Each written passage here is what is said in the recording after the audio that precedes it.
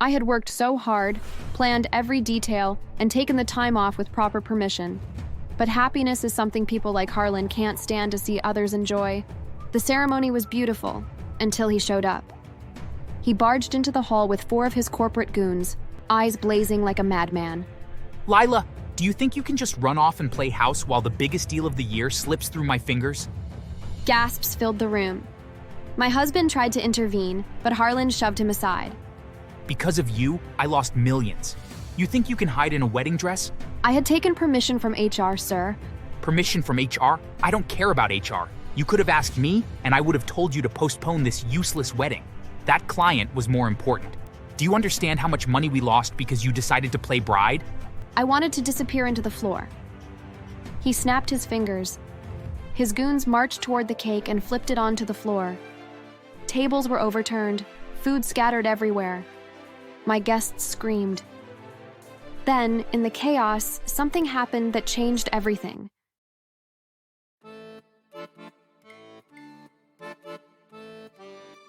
My name is Lila, and this is the story of how my toxic boss went from running a $1 million company to being mocked in prison, all thanks to his own arrogance and one curse he should never have laughed at. When I first joined the company, I thought I had landed the job of my dreams, marketing executive at a fast-growing firm. But dreams can quickly turn into nightmares when your boss is the devil in human form. From the first day, Mr. Harland made it clear. He believed fear was the best management tool. Deadlines are not goals, they are commandments. If you miss one, you might as well crucify yourself before I do it for you. That was his welcome speech. Charming, right? He wasn't just harsh with me. He tortured interns like it was a hobby. I once saw him grab a shy boy's report, tear it in half, and throw the pieces in the trash right in front of everyone. This is garbage. Did you learn marketing from a cereal box? Investors didn't escape either. At a pitch meeting, one potential partner suggested a small change in the campaign. Mr. Harland leaned across the table and sneered. If I needed amateurs telling me how to run my business, I'd walk into a kindergarten. The man never came back. Harland's cruelty wasn't just insults, it was threats. One Friday afternoon, an exhausted junior analyst dared to ask if we could leave on time for once. Harland leaned back in his chair, smirking like a wolf who'd found prey. If you don't like it here, the unemployment line is always hiring. Try feeding your family on minimum wage. See how that goes. The analyst's face went pale. Nobody ever argued after that. And then there was the exploitation. Holidays didn't exist in Harland's world unless they were his. I remember one Christmas Eve when we were all packed and ready to leave. Families were waiting. Dinners were cooking. That's when his voice thundered across the floor. Nobody leaves until this report is finished. Cancel your dinners. Santa can wait. We worked until 3 a.m., staring at spreadsheets while our families ate without us. But the worst was what he did to an intern named Jacob. Bright kid, worked hard, respectful. His graduation ceremony fell on a Friday, and he asked, very politely, if he could leave early to attend. Harland stared at him, then chuckled cruelly. Graduation? That's a piece of paper, kid. You'll get hundreds of those in your life. But this client deadline? That's real.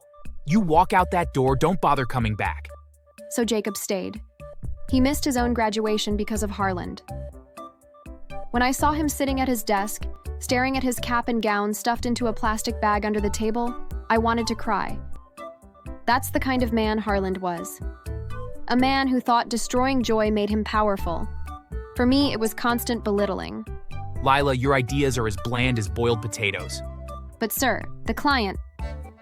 Silence. Next time you open your mouth, make sure it's worth the oxygen. We were reviewing a proposal. I had stayed up all night preparing it. Lila, this presentation looks like it was made by a half-asleep raccoon. Did you even try? Sir, I followed the client's brief exactly. The client's brief? The client doesn't know what they want. I know what they want. And what they don't want is this. He tossed the report across the table. Pages fluttered everywhere while the investors looked down uncomfortably. Another day during a brainstorming session, I offered an idea. What if we pivot the campaign towards sustainability? It's trending. Trending? The only thing trending around here is your incompetence. You want to save the world? Do it on your own time.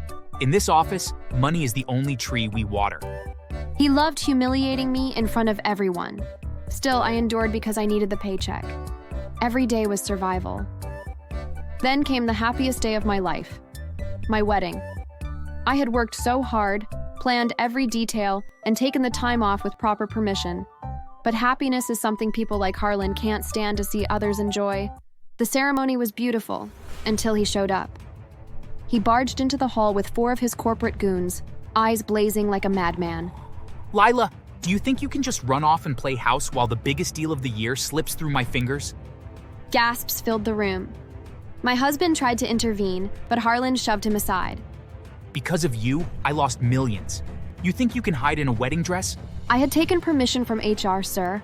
Permission from HR? I don't care about HR. You could have asked me, and I would have told you to postpone this useless wedding. That client was more important. Do you understand how much money we lost because you decided to play bride? I wanted to disappear into the floor. He snapped his fingers. His goons marched toward the cake and flipped it onto the floor. Tables were overturned, food scattered everywhere. My guests screamed. Then, in the chaos, something happened that changed everything. An elderly Haitian lady, my husband's godmother, was caught in the fray. She tried to calm Harlan down, but he pushed her hard. She fell, breaking her hand and her phone. She winced in pain, then lifted her eyes toward him with a look I'll never forget.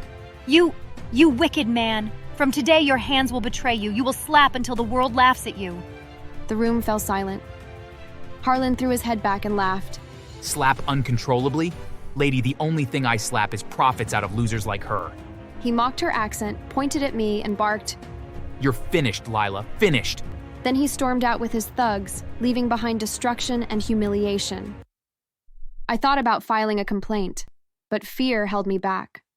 Losing my job meant losing my home, my security. So I stayed quiet. But curses don't stay quiet. It started small. At meetings, he would suddenly jerk his hand and slap the person next to him. At first, people thought it was a twisted joke. Did you just hit me? No, my hand. It's a spasm. One intern cried after he got hit 3 times in the same meeting. His wife came to confront him at home. Instead of apologizing, he accidentally slapped her across the face. I can't live like this. You're a monster. In the office, employees started documenting his slap attacks. Videos leaked online. People laughed, but the investors didn't. They pulled out of deals left and right. One furious investor stormed into the office demanding answers. I lost a fortune because of your tantrums, Harlan. Listen, The investor threatened to sue. An employee, fed up with being slapped, finally reported him to the authorities. When the police came to investigate, the curse struck harder. He slapped one officer clean across the face, then another. Did you just assault a cop? No, my hand. The officers dragged him out in handcuffs. Online, the videos went viral. Kids started making memes of him. Some even went to his mansion, pooping on his front lawn and leaving crazy notes taped to his door. Nice slap, bro. Watch your hands. Free smack lessons inside. The humiliation was unbearable. His wife filed for divorce soon after, terrified and disgusted, fled the state with their kids. In jail, he tried bribing guards. But every time he reached out with money, smack. Did you just slap me, you creep? No, I swear. It didn't matter how much he begged or bribed. Every attempt backfired. The final straw came in court. The judge asked him a simple question. He stood up, trembling, tried to answer. Then smack. He slapped the judge. The courtroom exploded. Contempt. You're going away for a long time. And so Harlan was sentenced. But the curse didn't leave him. In prison, it only made him a joke. Every inmate knew him. Hey, boss man, who you gonna slap today? Better not stand too close, he's got hands of fury. They mocked him daily. He became the clown of the cell block. The once feared CEO reduced to a jittery wreck, slapping at ghosts. After everything, the slapping incidents, the downfall, the prison humiliation, I finally got my closure.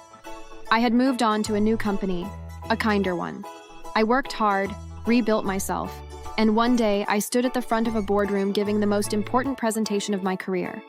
The lights were dimmed, The projector glowed, and every pair of eyes was on me. I clicked the remote, my slides transitioned perfectly, and my voice was steady.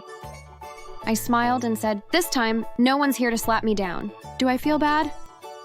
Maybe for a second. But then I remember my ruined wedding cake and the look on that Haitian lady's face when she cursed him. Honestly, he got exactly what he deserved. And that's how my boss went from being a tyrant to being the slapstick king of prison. So if you enjoyed my story, don't slap that like button too hard, but definitely give it a tap and subscribe for more.